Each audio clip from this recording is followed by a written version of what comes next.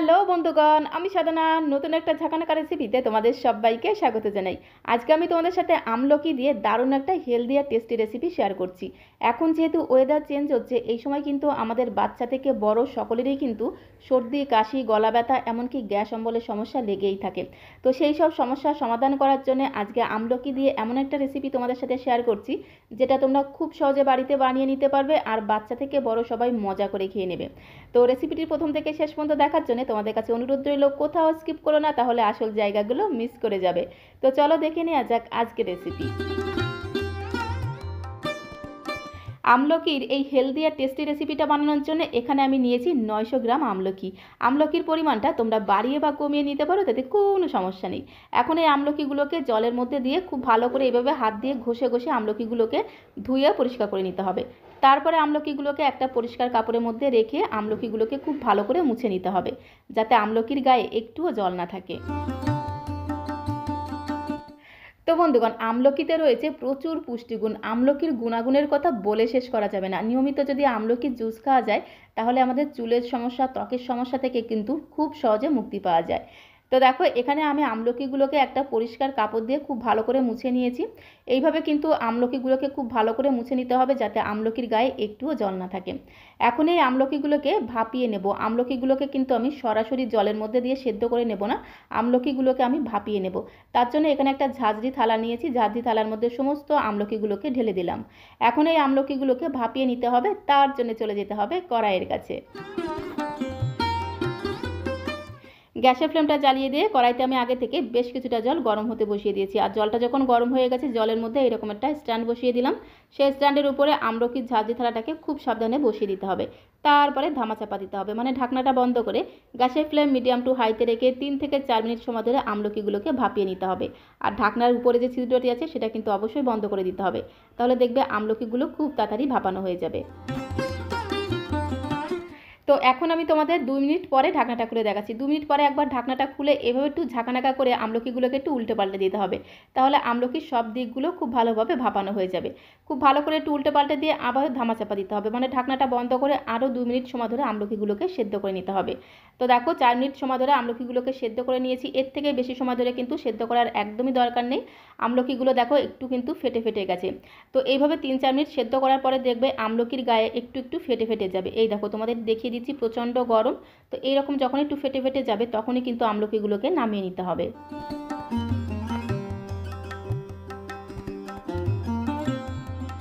তো দেখো, আমলকিগুলোকে খুব ভালো করে ভাপিয়ে নিয়েছি। এখন থালাটাকে নিচে নামিয়ে আমলকিগুলোকে খুব ভালো করে ঠান্ডা করে নিতে হবে। তো আমলকিগুলোকে ঠান্ডা করে নিয়েছি। এইবারে এইভাবে আমলকিগুলোকে নিয়ে একটু চাপ দিলেই দেখবে খুব সহজে আমলকিগুলো ভেঙে যাবে, যেহেতু আমলকিগুলো খুব ভালোভাবে ভাপানো আছে। আর একে একটু ফেটে ফেটে গেছিলো, তো এইভাবে চাপ দিলেই দেখবে খুব সহজে আমলকিগুলো পিস পিস হয়ে যাবে। কাটার কোনো ঝামেলা নেই। এইভাবেই কিন্তু আমলকিগুলোকে আমি পিস পিস করে ভেঙে নেব।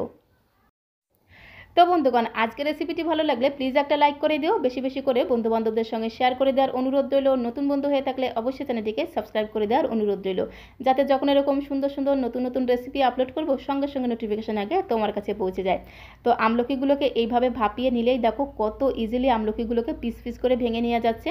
আর আমলকির যে দানা বা বীজগুলো আছে সেগুলো কিন্তু অবশ্যই ফেলে দিতে হবে। তো দেখো, কোনো রকম কাটাকাটি ঝামেলা ছাড়াই খুব সহজে আমলকিগুলোকে এইভাবে হাত দিয়ে ভেঙে ভেঙে দেখো পিস করে নিয়েছি। আর আমলকিগুলো কিন্তু খুব সুন্দরভাবে সেদ্ধ হয়ে গেছে। এর থেকে বেশি সেদ্ধ করার একদমই প্রয়োজন নেই। এখন আমলকিগুলোকে রান্না করে নিতে হবে। তার জন্য এখানে আমি কিছু গোটা মশলা নিয়েছি। 1.5 চামচ কালো সর্ষে, 6-7টা নিয়েছি শুকনো লঙ্কা, 1 চামচ মেথি, 1 চামচ মৌরি, 1.5 চামচ নিয়েছি গোটা জিরে, 1.5 চামচ গোটা ধনিয়া, আর নিয়েছি 1 চামচ গোলমরিচ। এই মশলাগুলো দিয়ে আজকে আমি আমলকির আচার তৈরি করব। তার জন্য চলে যেতে হবে কড়াইয়ের কাছে।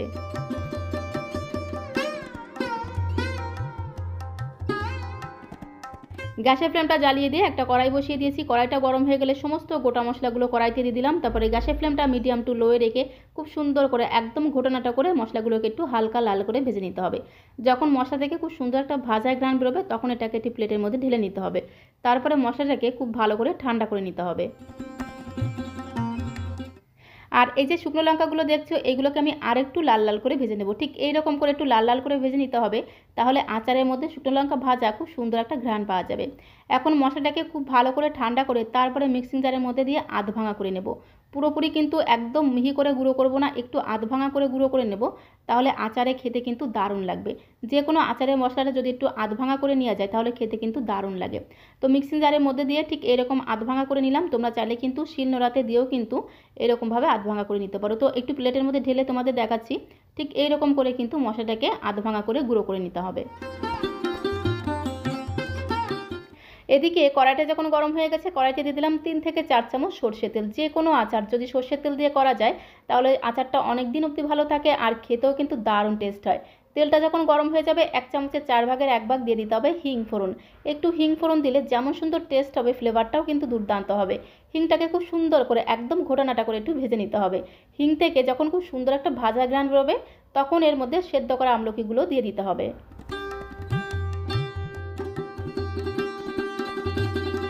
তো দেখো সমস্ত আমলকিগুলোকে একদম ঝাঁকানাকা করে মানে ঝটপট করে কড়াইতে দিয়ে দিলাম। তারপরে খুব সুন্দর করে একদম ঘোটানাটা করে মানে নেড়ে ছেড়ে মিশিয়ে নিতে হবে। আর এই সময় বাজারে প্রচুর আমলকি পাওয়া যাচ্ছে, আমলকির দামও কিন্তু এই সময় কম থাকে। তো এখানে আমি 900 গ্রাম আমলকি নিয়েছি। 900 গ্রাম আমলকির জন্য আমি 400 গ্রাম আখের ঝোলা গুড় নিয়েছি। মিষ্টিটা তোমরা যে যেমন মিষ্টি খেতে পছন্দ করো সেই অনুসারে এখানে ঝোলা গুড়টা নিয়ে নেবে। তো এখানে আমি নিয়েছি 400 গ্রাম আখের ঝোলা গুড়। তো এদিকে দেখো আমলকিটাও মোটামুটি 2-3 মিনিট একটু খুব ভালো করে নেড়ে ছেড়ে মিশিয়ে নিয়েছি। এখন আমি এর মধ্যে দিয়ে দেবো স্বাদ মতো লবণ। লবণের পরিমাণটা একটু বেশি দিতে হবে, যেহেতু আমলকির আচার একটু লবণের পরিমাণটা বেশি দিতে হবে। আর খুব সুন্দর একটা কালারের জন্য এখানে আমি দিয়ে দিচ্ছি কাশ্মীরি লাল লঙ্কার গুঁড়ো। তো কাশ্মীরি লাল লঙ্কার গুঁড়ো দিলে কিন্তু ঝাল হবে না, খুব সুন্দর একটা রং হবে। তো লবণ আর কাশ্মীরি লাল লঙ্কার গুঁড়োটা দিয়ে আবারও খুব সুন্দর করে নেড়ে ছেড়ে মিশিয়ে নিতে হবে।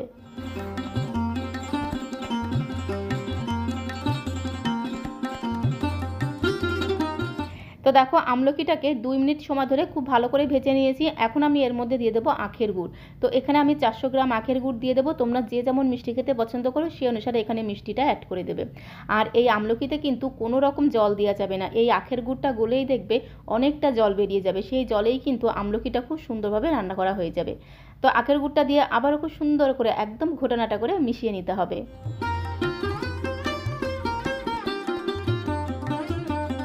তো আমলকিটাকে গুড়ের সাথে খুব ভালো করে মিশিয়ে নিয়েছি। এখন ধামাচাপা দিতে হবে, মানে ঢাকনাটা বন্ধ করে গ্যাসের ফ্লেম মিডিয়াম টু লোয়ে রেখে 3 থেকে 4 মিনিট সময় ধরে আমলকিটাকে রান্না করে নিতে হবে। তো এখন আমি তোমাদের 4 মিনিট পরে ঢাকনাটা খুলে দেখাচ্ছি। গুড়টা দেখো কত সুন্দরভাবে গলে গেছে আর আমলকিটাও কিন্তু রান্না করা হয়ে গেছে। আলাদা করে কিন্তু কোনো জল দেওয়া যাবে না, এই জলেই কিন্তু আমলকিটা খুব ভালোভাবে রান্না করা হয়ে যাবে। আরও একবার খুব ভালো করে নেড়ে ছেড়ে মিশিয়ে নিয়ে এর মধ্যে আমি ভাজা মশলা দিয়ে দেবো। যে ভাজা মশলাটা গুঁড়ো করে রেখেছিলাম সেখান থেকে 2 চামচের মতো ভাজা মশলা দিয়ে আরও একবার খুব ভালো করে ভাজা মশলাটাকে মিশিয়ে নিতে হবে।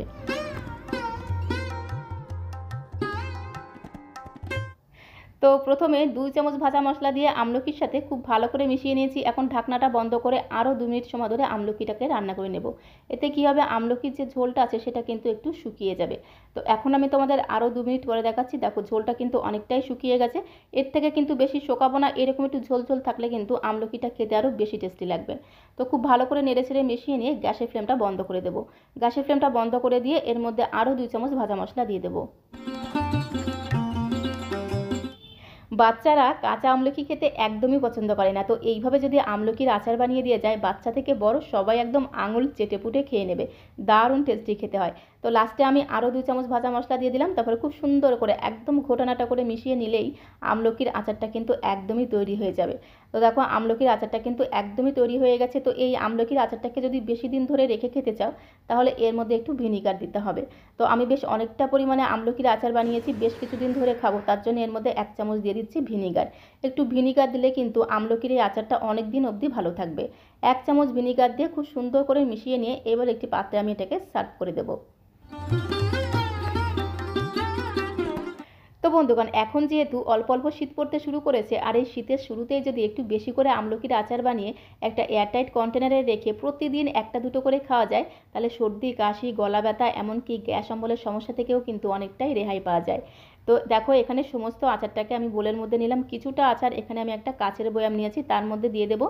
আর এইভাবে আমলকির আচার বানিয়ে একটা এয়ারটাইট কন্টেনারে রেখে তোমরা সারা বছর ধরে খেতে পারবে। তো আজকের এই আমলকির আচার রেসিপিটা তোমাদের কাছে কেমন লাগলো কমেন্ট বক্সে অবশ্যই লিখে জানিও। ভালো লাগলে প্লিজ একটা লাইক করে দিও, বেশি বেশি করে বন্ধু বান্ধবদের সঙ্গে শেয়ার করে দেওয়ার অনুরোধ রইল। নতুন বন্ধু হয়ে থাকলে অবশ্যই চ্যানেলটিকে সাবস্ক্রাইব করে দেওয়ার অনুরোধ রইল। সবাইকে অসংখ্য অসংখ্য ধন্যবাদ।